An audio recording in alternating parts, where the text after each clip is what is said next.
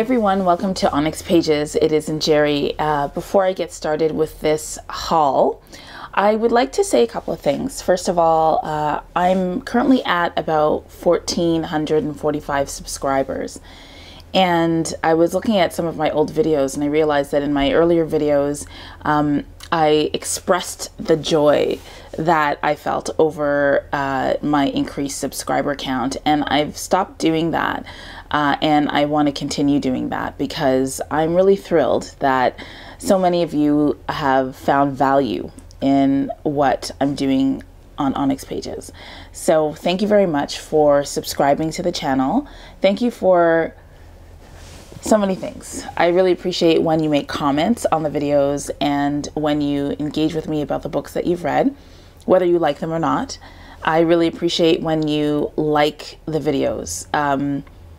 Some YouTubers might not really look at the likes, it might not matter to them, but it really does matter to me. And when I upload a video and I see that you're watching them and that you like the videos, I feel happy and I do get a sense of validation. So if you do watch this video or even a part of it and you like it, please let me know by hitting the thumbs up button. And also, if you like what you're seeing, I would encourage you to scroll through the other videos in the channel. And if you think that this is content that you'd like to get on a regular basis, then I would invite you to subscribe to this channel and click on the little bell icon, which will allow you to receive notifications when I upload videos. So that is the gratitude plus the request. And now let's get into the haul. There haven't been hauls on my channel for a while, and part of that has been because I haven't been purchasing as many books. I had a conversation with Tomi about buying books and buying books for the purpose of reading them as opposed to only collecting them. And I purchased a lot of books as soon as I started the channel and for the several months that followed that. And I've increased my collection of Afrofuturism books. However, my time to read has not increased, and so I'm reading at a pace that's much slower than the pace that I was purchasing my books. And so in order to do that more responsibly and to also make sure that I'm not doing what I was criticizing in one of my first videos, which was just buying and buying and buying and not actually reading, I slowed down the pace of my book purchases. So I wasn't doing as many hauls. That is still the case, but I do have many books to share with you today. The first several books are books that I purchased, and then the others are from a collection of books that I've received from a book distributor. So I'm just looking at this pile because it's right beside me. And I am actually sitting on the floor in the corner of our place because it's just been a very low-key kind of day. So let's get started. So I don't know which one this is, but it's from Amazon, where I purchased most of my books. I kept them in the envelope so there'd be a bit of drama. Tear off at perforation. Okay, not this kind of drama. Oh, ooh, excuse me. Aha. So this is The War of the Saints by Jorge Amado. It's translated by Gregory Rabassa. And so I'm going to just read the back. Hi, Tomi. Hi. Do you want to say hi to the people? Hi, everybody. Hope you enjoyed the book haul. So this is, I'll just read the back. Jorge Amado has been hailed as Brazil's foremost novelist and one of the great writers of our time. In The War of the Saints, he has created a sensual, exuberant tale set amid the flashing rhythms, intoxicating smells, and bewitching colors of carnival. The holy icon of Saint Barbara of the Thunder is bound for the city of Bahia for an exhibition of holy art. As the boat that bears the image is docking, a miracle occurs and St. Barbara comes to life, disappearing into the milling crowd on the quay. On the quay. Somewhere in the city, a young woman has fallen in love and her prudish guardian aunt has locked her away, an act of intolerance that St. Barbara must redress. When she casts her spell over the city, no one's life will remain unchanged. So I am really looking forward to reading this book. It's going to be part of my reading for Hispanic Heritage Month and for the Latinx Readathon. It was one of the books that was recommended by one of the hosts. I'm not sure if it was Priscilla or Yvette or Jocelyn, but this is one of their recommendations and I'm really looking forward to reading it for a couple of reasons, because it's got an Afro-Latino theme. Bahia in Brazil is definitely one of the places that I'd like to visit in my lifetime, and also the idea of saints coming to life and influencing people in the town makes me really excited. So that's War of the Saints. You should come say hi. I'm excited watching you unwrap all the books. You're gonna see her one day. One day. One day. Okay, not today. Okay, so this is Shadow House Fall by Danielle Jose Older. So this is the sequel to Shadow Shaper, which I read and gushed about and loved. And so here we're going to follow Sierra Santiago and her friends, a group of shadow shapers, into their next adventure. And I planned to buddy read this in the fall with Paula Mancera, who is one of the co-hosts of the Latinx Bingo Challenge. So Paula, if you're watching this, we need to chat because I got it now and we should read it. So that's Shadow House Fall. Very excited about that. And although I wonder what you guys think about this. I like having books that match in cover art and also in presentation.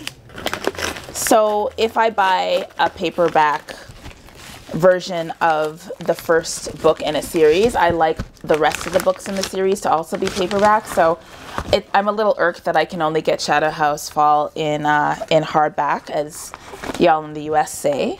But yeah, I prefer to have it match. So I might end up giving away the copy that I purchased so that I can get a paperback copy or figure it or something else. Okay. Okay. So this is She Would Be King by Wayetu Moore. And I really like the cover art. You know me and my cover art. Okay, this is a debut novel, and I'll read the back for you. In She Would Be King, Wayetu Moore reimagines the dramatic story of the formation of Liberia through the eyes of three unforgettable characters. Bessa, exiled on suspicion of being a witch from the West African village of Lai, is bitten by a viper and left for dead, but miraculously survives. June Day, raised on a plantation in Virginia, hides his unusual strength until a confrontation with the overseer forces him to flee. I'm getting excited. Norman Aragon is the child of a white British colonizer and a maroon slave from Jamaica and can fade from sight at will, just as his mother could. I know. That's on my TBR. Whew! When they meet in the settlement of Monrovia, their gifts help them salvage the tense relationship between the African-American settlers and the indigenous tribes. Their storylines are brilliantly intertwined by the all-seeing spirit of the wind, who embodies an ancient wisdom. A spectacular blend of history and magical realism, She Would Be King is a novel of profound depth set against a rich, unexpected canvas. Moore illuminates with radiant prose the tumultuous roots of a unique African country, one whose history is inextricably bound to the United States. So the publication of this was September 11, 2018, so it's out now. This was an advanced reader's copy that I was sent by Raincoast Books, which I'm going to get to in a second.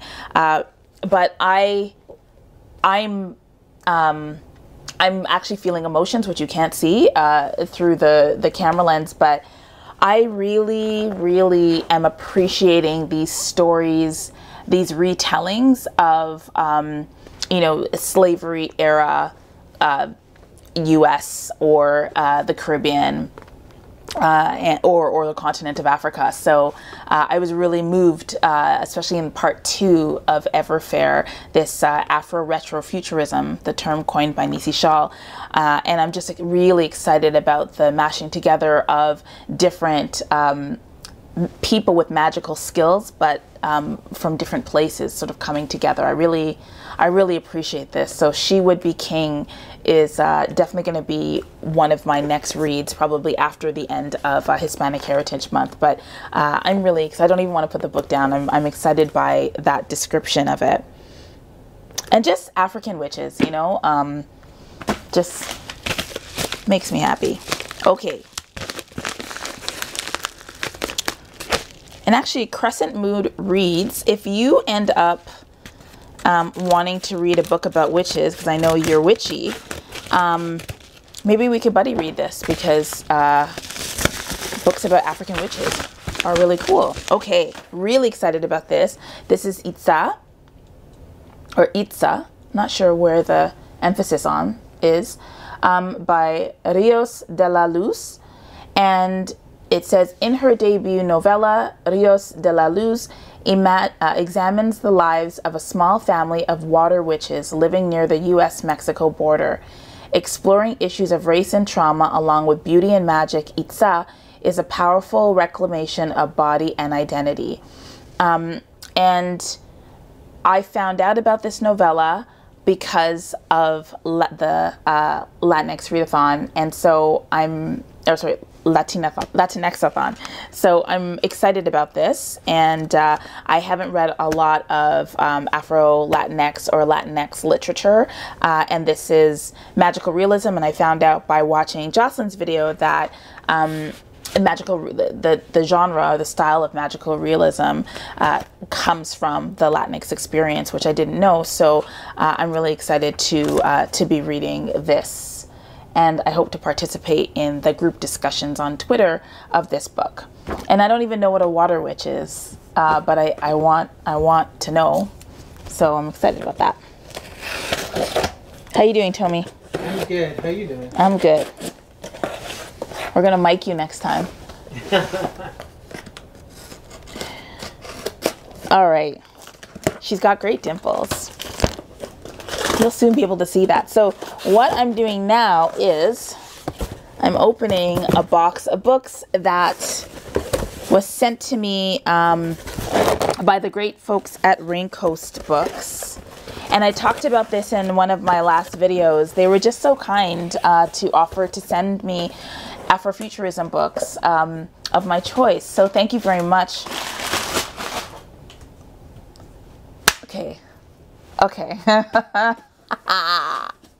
Okay. So this is just, you just have to see these covers, okay? It's just like black woman, black woman, black woman, black woman, black woman, same black woman, black woman. So that's why I smiled. Okay. So this is Song of Blood and Stone. It is book 1 of the Earth Singer Chronicles, and this book is authored by L. Penelope. Now, what do we... Okay, so between love and duty lies destiny. Orphaned and alone, Jasminda lives in a land where cold whispers of invasion and war linger on the wind. Jasminda herself is an outcast in her homeland of Elsira, where her gift of earth song is feared. When ruthless soldiers seek refuge in her isolated cabin, they bring with them a captive, an injured spy who threatens to steal her heart. Jack's mission behind enemy lines to prove that the mantle between Elsira and Lagrimar is about to fall nearly cost him his life, but he is saved by the healing song of a mysterious young woman. Now he must do whatever it takes to save Elsira and its people from the true father, and he needs Jasminda's earth song to do it. They escape their vicious captors and together embark on a perilous journey to save Elsira and to cover the secrets of the queen who sleeps. Thrust into a hostile society, Jasminda and Jack must rely on each other, and even as secrets jeopardize their bond. As an ancient evil gains power, Jasminda races to unlock a mystery that promises salvation. The fates of two nations hang in the balance as Jasminda and Jack must choose between love and duty to fulfill their destinies and end the war. So right off the bat, I have mixed feelings about this because I'm not really into like glorious het romances, assuming that Jasminda and Jack are heterosexual. But I like the fact that there seems to be the introduction of a kind of magic called Earth Song. So I'm really curious about that. And so I'm looking forward to getting into this at some point. This feels like a winter book to me. This is The Black God's Drums. Creeper, a scrappy young teen, is done living on the streets of New Orleans. Her sights are set on securing a passage aboard Captain Anne-Marie's smuggler airship Midnight Robber, earning the captain's trust using a secret about a kidnapped Haitian scientist and a mysterious weapon he calls the Black God's Drums. But Creeper keeps another secret close to her heart. Oya, the African Orisha of the wind and storms, who speaks inside her head and grants her divine powers. And Oya has her own priorities. This looks really good. So one of the books that I really like that was written by Nalo Hopkinson is called Midnight Robber. I'm just looking to see if I can pull it out, but I cannot. It's far away. So I wonder if that was a nod to Nalo Hopkinson's Midnight Robber. But this is a novella, and I'm looking forward to reading it. This was written by P. Galley Clark. So that's the Black God's Drums. And the cover art is gorgeous. The makeup, look at that highlight. I'm like, listen, if you're gonna save the world, you need to make sure your highlight is snatched. So that's good. Very nice. All right. This one is called A Blade So Black, and it's written by L.L. McKinney. Really nice cover. You can't see it, but it's got some iridescent white diamonds on it. And the back's really nice too. It's giving me a little V.C. Andrews vibration. Swords will shatter, hearts will break, heads will roll, drive back the dark. Which, you know, interesting choice of words when you have black protagonists. But anyway, this isn't the Wonderland you remember. The first time a nightmare came, Alice nearly lost her life. Now, with magic weapons and hardcore fighting skills, she battles these monstrous creatures in the dream realm known as Wonderland. Yet, even warriors have curfews. Life in real-world Atlanta isn't always so simple, as Alice juggles an overprotective mom, a high-maintenance best friend, and school. Keeping the nightmares at bay is turning into a full-time job. When Alice's handsome and mysterious mentor is poisoned, she has to find the antidote by venturing deeper into Wonderland than she's ever gone before. And she'll need to use everything she's learned in both worlds to keep her from losing her head, literally. So this is a retelling of Alice in Wonderland with a black female protagonist with a sword. So I'm here for that. Okay, so you've seen these three. This is the Big T Trilogy. I already own the trilogy, but this I guess edition of the trilogy has cover art.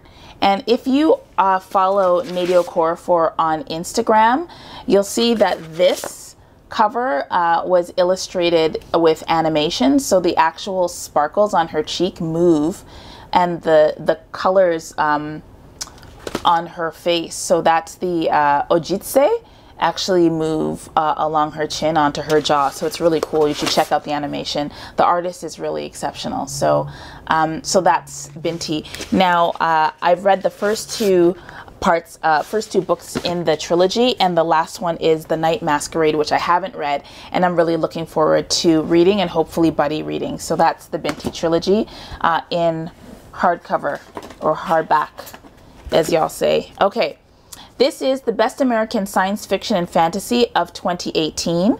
And who's the editor? N.K. Jemisin. Yes. Also John Joseph Adams, who's the series editor. Okay, today's readers of science fiction and fantasy have an appetite for stories that address a wide variety of voices, perspectives, and styles. There's an openness to experimentation and pushing boundaries, combined with the classic desire to read about spaceships and dragons, future technology, and ancient magic, and the places where they intersect. Contemporary science fiction and fantasy looks to accomplish the same goal as ever, to illuminate what it means to be human. With a diverse selection of stories chosen by series editor John Joseph Adams and guest editor N.K. Jemisin, the Best American Science Fiction and Fantasy 2018 explores the ever-expanding and changing world of science fiction and fantasy today, with Jemisin bringing her point of view to the series' latest edition. So as you know, N.K. Jemisin recently won, I believe it was the Hugo at Worldcon for the Stone Sky. And the amazing thing about it is that she won the Hugo 3 times in a row for each book of the Broken Earth trilogy. So congratulations, N.K. Jemisin. This has never before happened in the history of the award. Not that you're watching it, N.K. Jemisin, but if you were, your acceptance speech was amazing. And it's great that there's now this great collection that was written by you. All right. This is Friday Black. Can you see that? Friday Black. Written by Tomi Adeyemi. From a young writer with an explosive voice, a treacherously surreal and heartbreakingly satirical debut collection about what it's like to be young and black in America. Let me just... So this is a collection of short stories, but I believe that the reason I picked this one was because there was a mention of magical realism in the stories. Let me see if I can get that.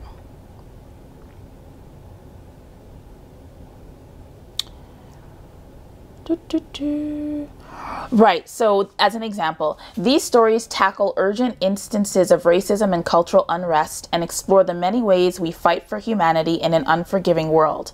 For an example, in The Finkelstein Five, Adeyemi gives us an unforgettable reckoning of the brutal prejudice of our justice system. And as a lawyer, I'm looking forward to reading any kind of fiction about the legal system as it relates to black folks. In Zimmerland, we see a fact to easy to believe imagining of racism as a sport.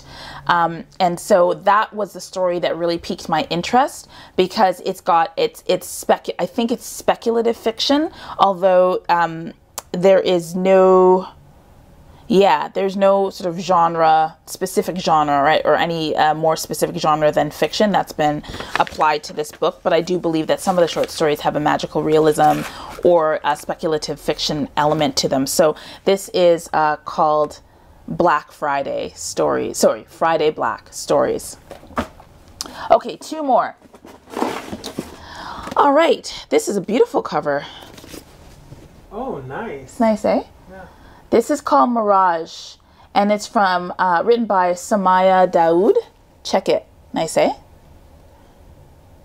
Okay. So the back reads, "The crown of Dia has been stripped from me, my face changed, my body broken, but I was not a slave and I was not a spare. I was my mother's daughter and I would survive and endure. I would find my way back home." And in the notes, in a world dominated by the brutal Vatek Empire, 18-year-old Imani is a dreamer. She dreams of what life was like before the occupation. She dreams of writing poetry like the old world poems she adores.